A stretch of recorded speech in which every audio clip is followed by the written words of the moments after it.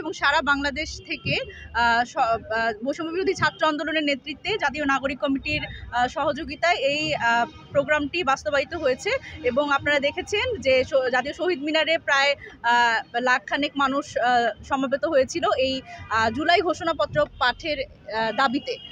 সুতরাং এরপরে আমরা যে সিদ্ধান্ত নেই সেটা হচ্ছে আমরা এই জুলাই ঘোষণাপত্র পাঠের জন্য আমরা জনমত গঠন করব এবং সেই কর্মসূচি আসলে চলছে।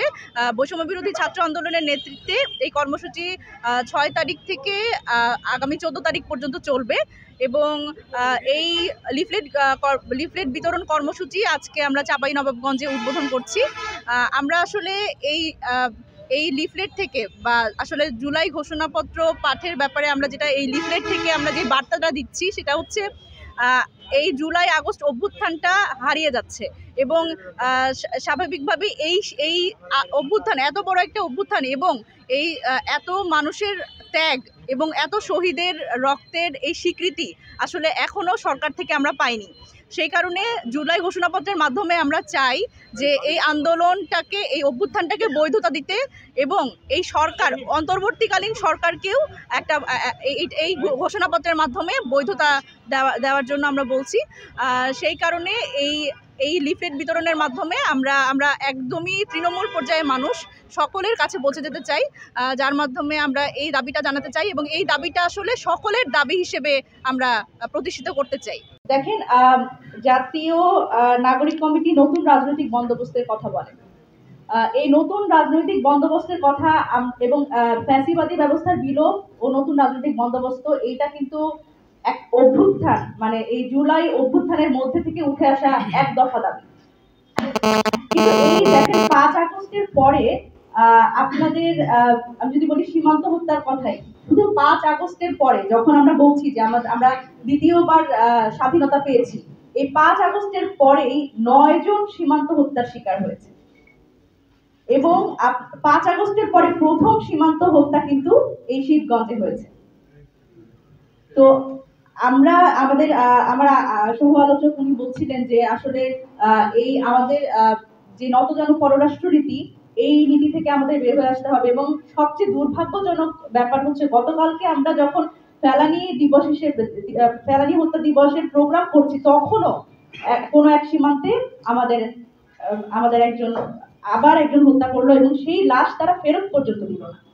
তো আমাদের আসলে এই জায়গায় নিজেদের সার্বভৌমত্ব, বাংলাদেশের সার্বভৌমত্ব রক্ষার জন্য আমাদের কাজ করতে হবে এবং এইটা যেহেতু একটা সীমান্তবর্তী জেলা, এইখানে কিন্তু আমাদের সেইভাবে করে ঐক্যবদ্ধ হতে হবে এবং এর জন্য আমাদের যা যা করা প্রয়োজন, প্রশাসনিক সহযোগিতা থেকে শুরু করে আমাদের বিভিন্ন পর্যায়ে আমাদের আসলে কাজ করার সুযোগ আছে। নতুন রাজনৈতিক বন্দোবস্ত আসলে কি? জাতীয় নাগরিক কমিটি যেই বার্তাটা সব জায়গায় পৌঁছে দিতে যাচ্ছে যে ফ্যাসিবাদী ব্যবস্থার বিলোপ এবং নতুন রাজনৈতিক বন্দোবস্ত। এই ফ্যাসিবাদ কি আসলে গেছে? আমাদের বাংলাদেশ থেকে কি ফ্যাসিবাদ চলে গেছে? শেখ হাসিনা পালা যাওয়ার সাথে সাথে যায় নাই। আপনারা কেউ একজন বলছেন যে প্রশাসনকে আসলে কাজ করার সুযোগের কথা। দেখেন, ফ্যাসিবাদের সব ছাপ কিন্তু বাংলাদেশের সর্বস্তরে এখনো আছে। এই জনপ্রশাসন নিয়ে যদি আমি বলি, জনপ্রশাসনের যারা আছে, দেখেন এই যারা সেবা দিবে, নাগরিক সেবা দিবে, তাদের আসলে সেবামূলক কর্মকাণ্ডে জড়িত থাকার কথা এবং নাগরিকদের সর্বোচ্চ মূল্যায়ন করার কথা, কিন্তু তারা আসলে কতখানি আসলে আমাদের সহযোগিতা করছে এবং তাদের মধ্যেও আসলে ফ্যাসিবাদের দালালরা কি উপস্থিত নাই? তাদের মধ্যেও ফ্যাসিবাদের দালালরা উপস্থিত আছে।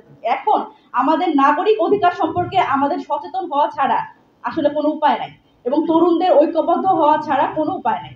এবং দেখেন, এইখানে হচ্ছে আমাদের যারা বৈষম্য বিরোধী ছাত্র আন্দোলনের যারা, ওনারা বলছিলেন যে দেখেন, জাতীয় নাগরিক কমিটি আসলে অভিভাবক, আসলে জাতীয় নাগরিক কমিটি অভিভাবক না। দেখেন, এত বড় একটা আন্দোলন বৈষম্য বিরোধী ছাত্র আন্দোলনের ব্যানারে সংগঠিত হয়েছে। আমরা কিন্তু পেছনে ছিলাম, আমরা বিভিন্ন সময় তাদের সাথে কাজ করেছি এবং আমাদের জার্নি, জাতীয় নাগরিক কমিটিতে যারা আছে তাদের জার্নি কিন্তু নতুন না। তাদের জার্নি হচ্ছে এই গত 15 বছরের জার্নি।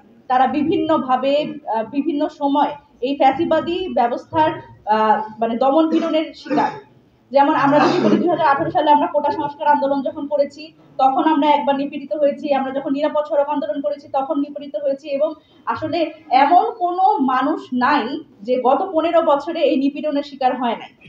এবং একটা অভ্যুত্থান কিন্তু প্রত্যেক দিন হয় না, মানুষ কিন্তু এইভাবে করে রাস্তায় নেমে আসে তখনই যখন প্রত্যেকটা সেক্টর, দেশের প্রত্যেকটা প্রতিষ্ঠান যখন ধ্বংস হয়, দেশের প্রত্যেকটা সেক্টর যখন এই দলীয়করণ বা ফ্যাসিবাদী ব্যবস্থার একটা দমন পীড়নের শিকার হয়, তখন কিন্তু একটা অভ্যুত্থান হয়। অভ্যুত্থান প্রত্যেক দিন হয় না। সেই জায়গা থেকে যেই 5 তারিখ পর্যন্ত আমরা যেই ধরনের ঐক্যমত্যে পৌঁছাতে পেরেছি, দেখেন 5 তারিখের 3 তারিখে যখন শহীদ মিনারে এত এত মানুষ জড়ো হলো তখন কিন্তু কারো ব্যানার ছিল না। কোনো ব্যানার ছিল তখন শুধুমাত্র একটা ব্যানার ছিল, যে বৈষম্য বিরোধী ছাত্র আন্দোলন।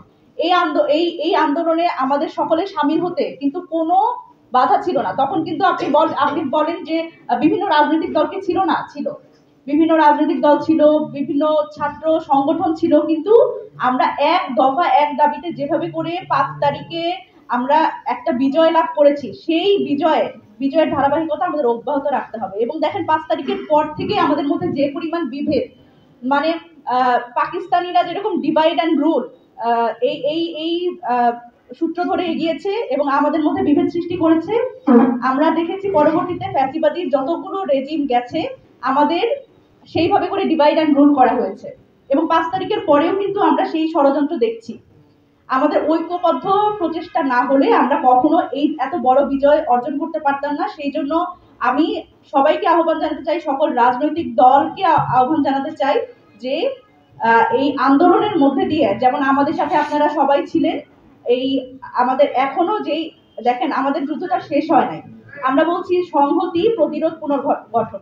আমাদের একটা অভ্যুত্থানের পরে এখন আমরা সংহতি পর্যায়ে আছি, আমাদের এখন একসাথে কাজ করার সময়। তারপরে আমাদের এই সংহতি যদি না হয় আমাদের মধ্যে, তাহলে কিন্তু আমরা প্রতিরোধ করতে পারবো না, ফ্যাসিবাদী ব্যবস্থার বিলোপ করতে পারবো না এবং বাংলাদেশটাকে পুনর্গঠন করতে পারবো না। সেই জন্য আমি আহ্বান জানাবো সকল রাজনৈতিক দল, মতের যারা আছেন সবাই বৈষম্য বিরোধী ছাত্র আন্দোলন এবং জাতীয় নাগরিক কমিটির সাথে আমরা একসাথে এগিয়ে চলি।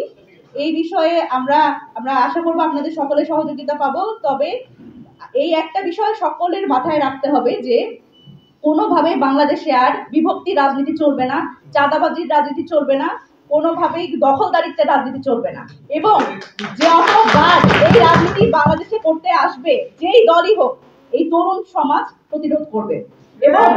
এবং এই প্রতিরোধ আমি যেটা বলে শুরু করলাম যে বিপ্লবের শহর, বিপ্লবের জেলা হচ্ছে আপনার চাঁপাইনবাবগঞ্জ, এইখান থেকে এই বিপ্লবটা শুরু হবে।